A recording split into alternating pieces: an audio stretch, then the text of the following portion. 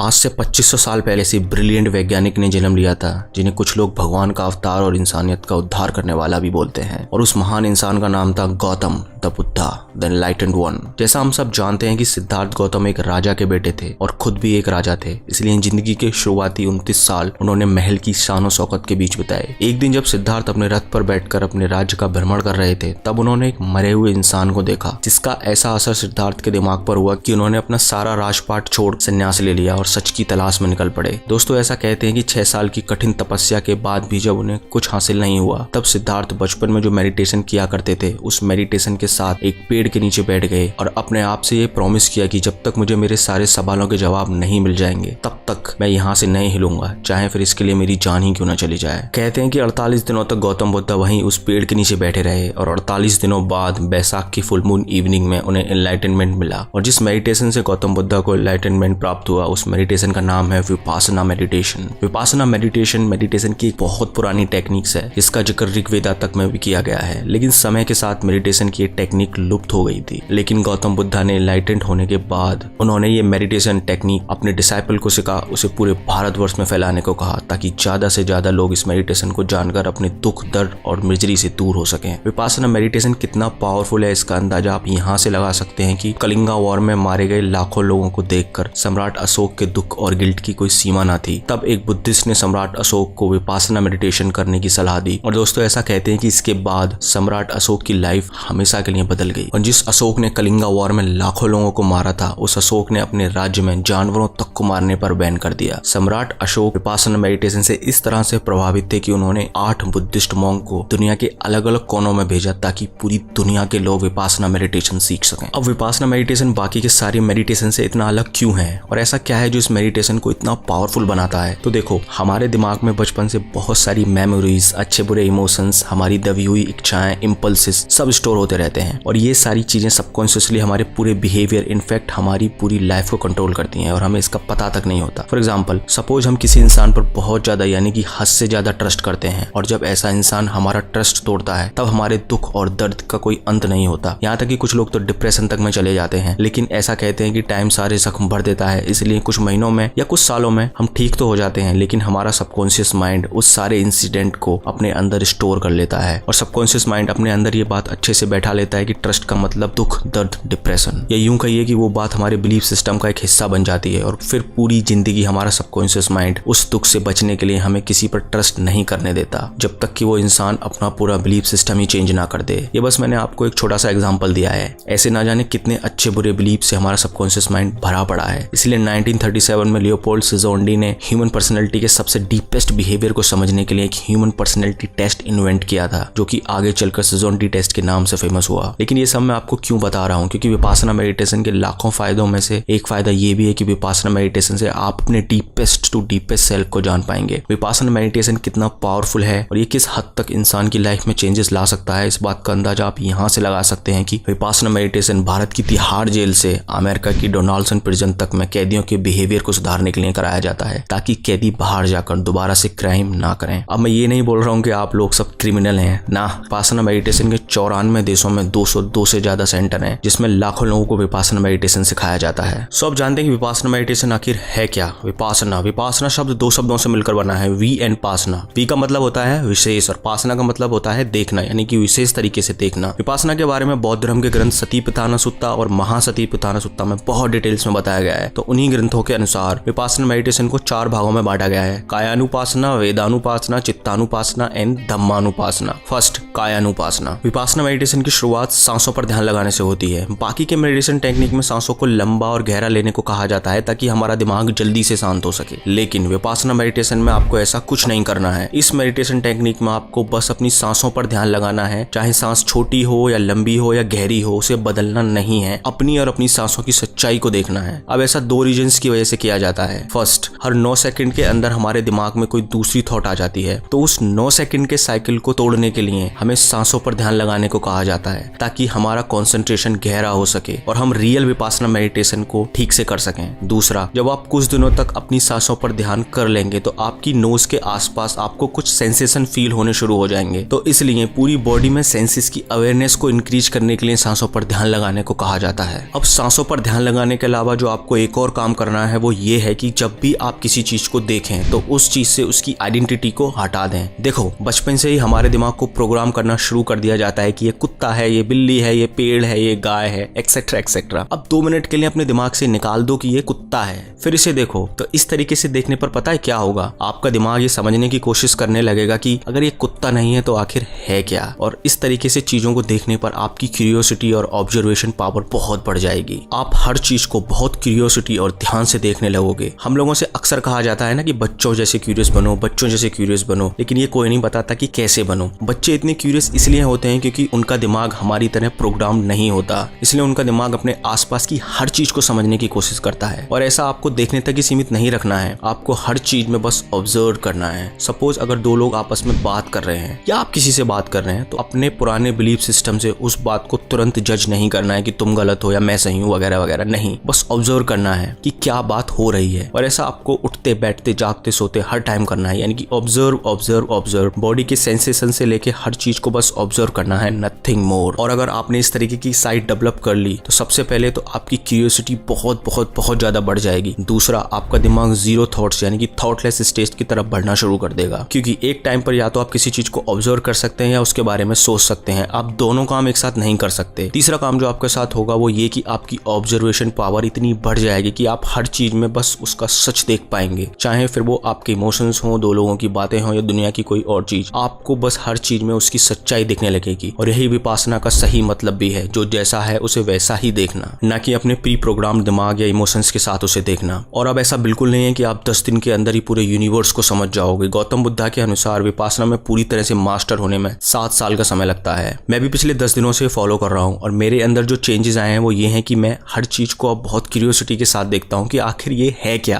और सेकंड, मुझे हर चीज को देखकर अब ग्रेटिट्यूड की फीलिंग आने लगी है, क्योंकि अब मैं अपने दिमाग से बाहर निकलकर अपने आसपास की दुनिया को ऑब्जर्व कर रहा हूँ, जो कि बहुत खूबसूरत है। तीसरा एक्सपीरियंस जो इस तरह से देखने का मुझे हुआ है वो ये कि मुझे फील होने लगा है कि I know nothing about this vast universe. सड़क पर पड़े पत्थर को देखकर ये बोल देना कि ये पत्थर है बहुत आसान है। अगर उसी पत्थर से उसकी आइडेंटिटी हटा दी कि ये पत्थर है तो घंटों तक उस पत्थर को देखते रह जाओगे, लेकिन ये समझ नहीं पाओगे कि आखिर है क्या। देखो, मैं इस एक्सपीरियंस को वर्ड्स में पूरी तरीके से नहीं समझा सकता, क्योंकि वर्ड्स की अपनी एक लिमिटेशन होती है। आप इस चीज को खुद से एक्सपीरियंस करें और मैं आपको गारंटी दे सकता हूँ कि ये सच में एक बहुत कमाल का एक्सपीरियंस है। सेकंड है वेदानुपासना। वेदना यानी कि फीलिंग्स, विपासना यानी कि विशेष तरीके से देखना, यानी फीलिंग्स को विशेष तरीके से देखना। विपासना मेडिटेशन सेंटर्स या जेल में जो विपासना मेडिटेशन प्रैक्टिस कराई जाती है वो यही वेदानुपासना प्रैक्टिस कराई जाती है, क्योंकि हम और हमारा दिमाग फीलिंग्स के साथ बहुत जुड़े हुए होते हैं और हमारा दिमाग हर तरीके की फीलिंग्स पर रिएक्ट करना चाहता है। फॉर एग्जाम्पल, अगर हमें गुस्सा आता है तो हम गुस्से के हिसाब से रिएक्ट करते हैं। अगर हमें किसी चीज से अच्छी फीलिंग्स आती हैं तो हम उस फीलिंग्स को प्रोलॉन्ग करना चाहते हैं। या फिर अगर जब हमें दुख दर्द की फीलिंग होती है तो हमारा दिमाग उस फीलिंग से जल्दी निकलना चाहता है। कहने का मतलब ये है कि हमारे दिमाग में आने वाली हर थॉट पर हमारा दिमाग रिएक्ट करना चाहता है और इसी की वजह से हम अपनी इमोशंस के गुलाम बनकर रह जाते हैं। सो इसीलिए विपासना मेडिटेशन सेंटर और जेल में विपासना मेडिटेशन के कोर्सेज के दौरान एक इंसान को लगभग दिन के 11 घंटे मेडिटेशन करना होता है। अब आप खुद सोचो, 20 मिनट एक जगह बैठने पर हमारी हालत खराब होने लगती है, तो 11 घंटे मेडिटेशन करने में कितना दर्द होता होगा। और यही इस वेदानुपासना मेडिटेशन की ट्रिक है कि आपको उस 11 घंटे में होने वाले दर्द पर कुछ रिएक्ट नहीं करना, बस उसे ऑब्जर्व करना है कहाँ दर्द हो रहा है। जैसे ही आप उस दर्द को थोड़ी देर ऑब्जर्व करोगे, दर्द खत्म हो जाएगा। फिर बॉडी के किसी दूसरे पार्ट में दर्द होना शुरू हो जाएगा। जब आप उस दर्द को भी थोड़ी देर ऑब्जर्व करोगे तो वो दर्द भी खत्म हो जाएगा। इसी तरह से आपको अपनी हर फीलिंग के साथ करना होता है, चाहे वो फीलिंग्स गुस्से की हो, दुख की हो, दर्द की हो या अच्छी फीलिंग हो। जब आप इस मेडिटेशन में मास्टर हो जाओगे तो आप अपने आप में और अपनी फीलिंग्स में डिफरेंस कर पाओगे और आप समझ जाओगे कि feelings and emotions are temporary. इस स्टेट में आपको कोई भी थॉट, कोई भी इमोशंस परेशान नहीं कर सकते। आपके अंदर समता की भावना आ जाएगी, यानी कि आपका अपने ऊपर पूरा कंट्रोल हो जाएगा। आप समझ जाओगे कि I am not my thoughts and emotions. इसलिए जेल में वेदानुपासना मेडिटेशन कराया जाता है ताकि कैदी अपने आप में और अपने इमोशंस और फीलिंग्स में डिफरेंस कर पाएं और अपनी फीलिंग्स के बस में आकर कोई उल्टा सीधा काम ना करें। हम अपनी फीलिंग्स और इमोशंस से किस तरह से चिपके हुए होते हैं, इस बात को the subtle art of not giving आगे आप समझ गए होंगे कि ऑथर मार्क मैंसन ने अपने topic feedback loop from hello में बहुत ही खूबसूरत तरीके से बताया है कि लेट्स सपोज हमें एक बहुत छोटी सी बात पर गुस्सा आया और तभी हमें ये रियलाइज होता है कि यार ये तो बहुत छोटी सी बात है, मैं इस बात पर गुस्सा कैसे हो सकता हूँ। सो जैसे ही आपको ये रियलाइज होगा कि आप बहुत बेकार सी बात पर गुस्सा हो रहे हैं, तब आपको फिर और गुस्सा आएगा। गुस्सा उस बात पर नहीं जो आपके साथ हुई है, गुस्सा आपको आएगा कि मैं किस तरीके का इंसान हूँ यार जो छोटी छोटी बातों पर गुस्सा करता हूँ। यानी कि आप रियल इंसिडेंट जो आपके साथ हुआ है उसे छोड़कर अपने गुस्सा पर गुस्सा करने लगोगे, जिसे author feedback loop from the hell कहते हैं। सो वेदानुपासना के अनुसार जैसे ही आपको गुस्सा आया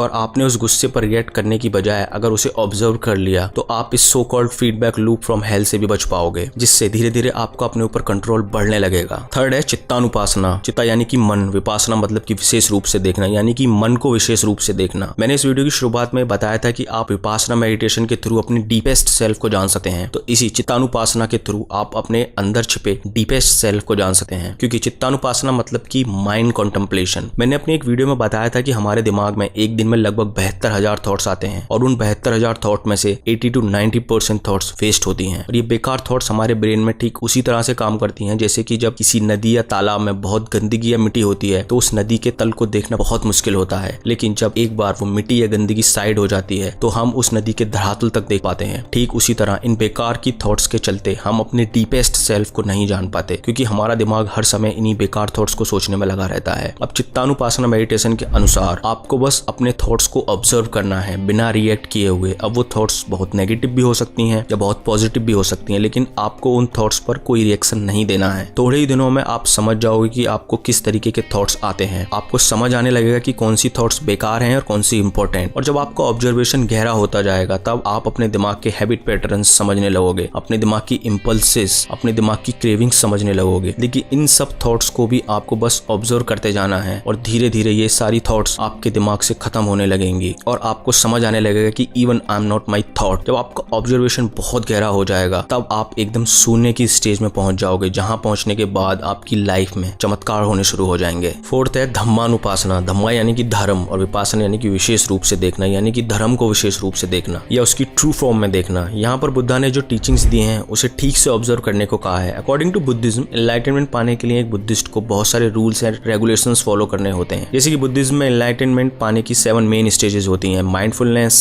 investigation of the nature of reality, energy, Joy of rapture, relaxation और ट्रैंक्विलिटी, कंसंट्रेशन एंड इक्विनिमिटी। लेकिन एनलाइटनमेंट के लिए सनातन धर्म में 8 स्टेजेस होती हैं: यम, नियम, आसन, प्राणायाम, प्रत्याहार, धरना, ध्यान और समाधि। और इन स्टेजेस के अलावा काफी योग होते हैं जैसे कि भक्ति योगा, कर्म योगा, जिन्हें फॉलो करके एक इंसान एब्सोल्यूट में विलीन हो सकता है। ऐसे ही अलग अलग धर्म के अपने अलग अलग रूल्स एंड रेगुलेशंस होते हैं। इस बात से मुझे स्वामी विवेकानंद के जीवन की एक घटना याद आ गई। उनसे एक बार किसी ने पूछा कि Swami ji what is religion? तब उन्होंने कहा कि रिलीजन इज द रियलाइजेशन। जिस भी धर्म को आप फॉलो करते हो, क्या आपने उस धर्म को रियलाइज किया है? क्या आपने उस धर्म को खुद से एक्सपीरियंस किया है? जिस दिन आपको ये रियलाइज हो जाएगा उस दिन सारे रिलीजन आपको एक जैसे लगने लगेंगे। सो दैट्स ऑल दोस्तों, इस वीडियो के लिए इतना ही। वीडियो अच्छी लगी हो तो लाइक करें, सब्सक्राइब करें। अब इतना सब कुछ कर दिया है तो शेयर भी कर दें। Thank you so much.